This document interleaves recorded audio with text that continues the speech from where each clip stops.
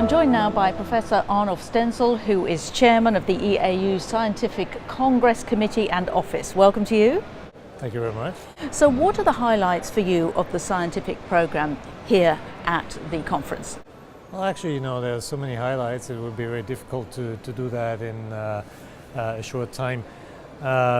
Just to pick out a few, we try to have oncological and non-oncological topics. In each group there are really nice contributions and I would say breakthrough contributions here in London. What would you pick as a breakthrough that's being discussed here?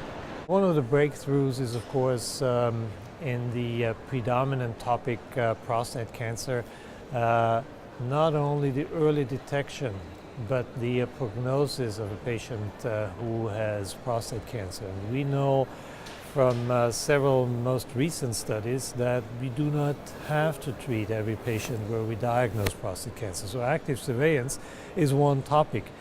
But on the other hand, we lose patients if we are too bold with active surveillance. And so we are trying now to get genetic information, and there are several papers on that.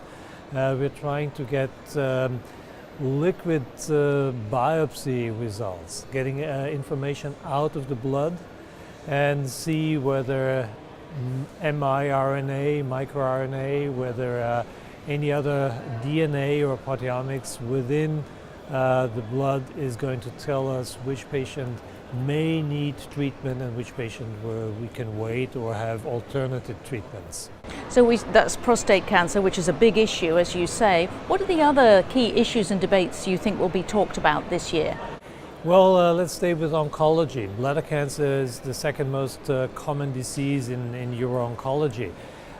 We have a very nice paper here showing us that if you do an en bloc resection with additional tools of a bladder tumor, that this gives us a better resection of the tumor and it allows the pathologist to better stage that. So that's one thing.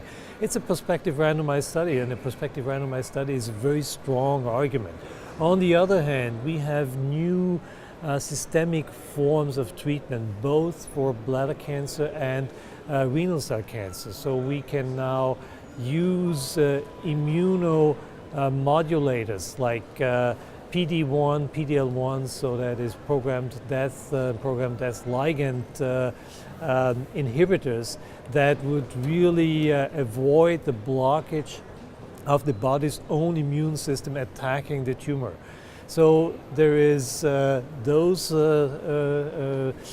substances which will be very broadly discussed here. And so some very interesting content, but it's also being presented in different sort of unusual ways this year. Can you tell me about that? Absolutely. When we go to the systemic treatment, we try to have new forms of debates. We like to have both debaters on stage in a lounge chair, more or less, and then have a direct debate. So they can argue properly. They argue, and the audience can follow that really very sometimes hot debates. Yeah?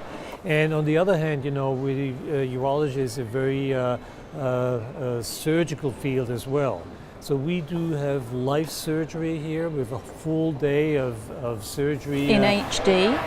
High definition, High isn't definition, and it's in one of the major hospitals here, Guy's Hospital in London, and they will show us their tips and tricks live on stage. But fantastic. We also try to incorporate surgical videos that people bring from their home institution. And the surgeon will be present, he will show the video clip, and there will be a panel of 4 people, 3 to 4 people, that are debating every step of his surgery. And then we have, of course, debates with these videos as well. We have, for example, 2 debaters, one bringing the video, the other one has the possibility to stop the video and say, why did you do it? Because I do it a different way. And so the other one is coming in, He's showing why he's doing that certain technique.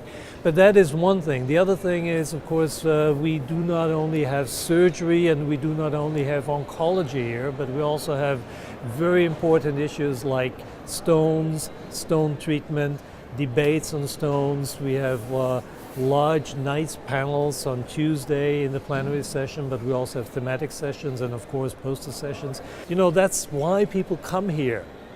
They want to see the different modalities, but why and when to apply it, and why some people don't do it, because they have a different environment. You know, it's not the infrastructure is the same all over Europe or all over the world. Fantastic. Well, thank you very much for that. Well, hopefully we'll provide something for all of the 10 to 12,000 participants here, and really give them messages to bring home and change their practice to the best for the patients.